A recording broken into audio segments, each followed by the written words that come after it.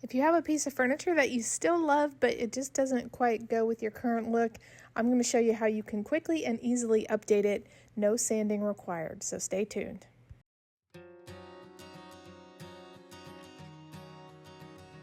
I wanted to try out the new gel stain color Toasted Oak, so I grabbed this little table that we've had in our house forever, but it didn't really like the way it was coming out, so I'm going to do something completely different. I found this Dixie Belle glaze on sale, and so I'm going to paint a base coat with the color putty, and then I'm going to use this glaze.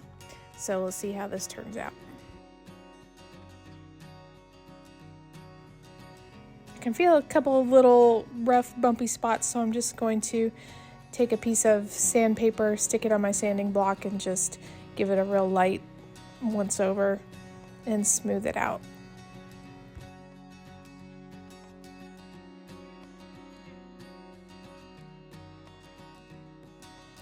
Next, I'm going to use HTP's deglossing wipes. It says cleaning wipes, but it actually does more than just cleaning. It actually edges the surface a little bit to give something for your paint to stick to. So I always use these before I paint anything.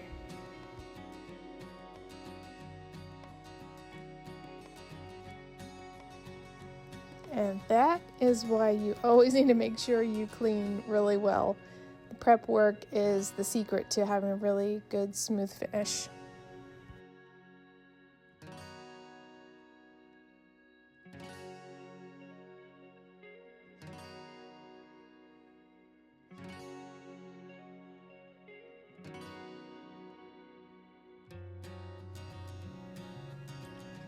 So I'm putting on the base coat here of paint in the color Putty, which is a light taupe color. Sometimes this first coat can look bright white, but if you're actually painting your whole piece with putty, don't worry, once you do the second and or third coat, it'll look really good. But for this one, since I'm going for this wood look on the top and on the bottom with a glaze, I am just putting on one thin coat and not too worried about brush strokes or anything, because that's just going to add to the wood look.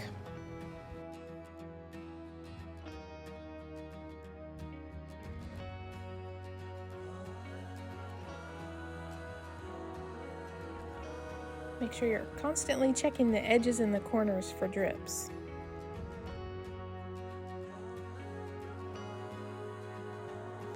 After the paint is dry, which doesn't take long with one thin coat, probably about an hour or so, then I'm going to apply the glaze, and I'm using a chip brush because, again, I like the look of the strokes in there, but you can use a rag or any type of brush that you like. So just getting it on there as quickly as possible. If you're doing a bigger piece, you want to work in small sections, just so you can make sure that it doesn't dry up on you before you get to this next step, which for me is a big deck staining brush. It's just got these really nice soft bristles, and I just feel it gives the most realistic wood look. So I start with that, and then I use a small handheld broom.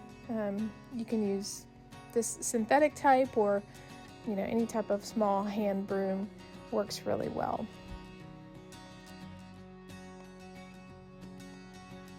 One thing that can be a little tricky with adding a gel stain or a glaze is the edges of your table. You want to make sure that you're not letting too much of the stain or gel build up in the crease.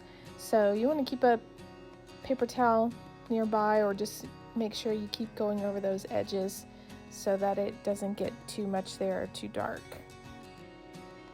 Once this is dry, you can go back in and do another coat. I ultimately ended up with 3 coats on this to get the shade that I was looking for, but it's just up to you to get it however you like it.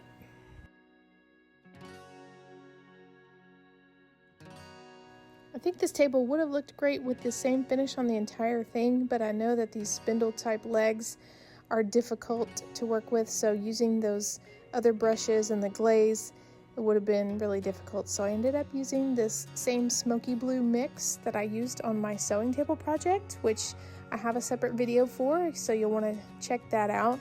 But I'm happy with the way the blue turned out with the glaze. So I finished the painting on this little accent table last night, and now I'm just going to do a quick little hand sand with the 220 sandpaper just because I can feel a couple little bumpy spots, and then I will spray this top coat on there. I'm using the satin on this one, and then it'll be done.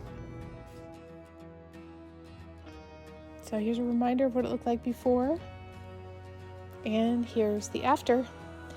If you want to see more budget-friendly, beginner-friendly projects, then be sure and check out the other videos on my channel, and thanks for watching.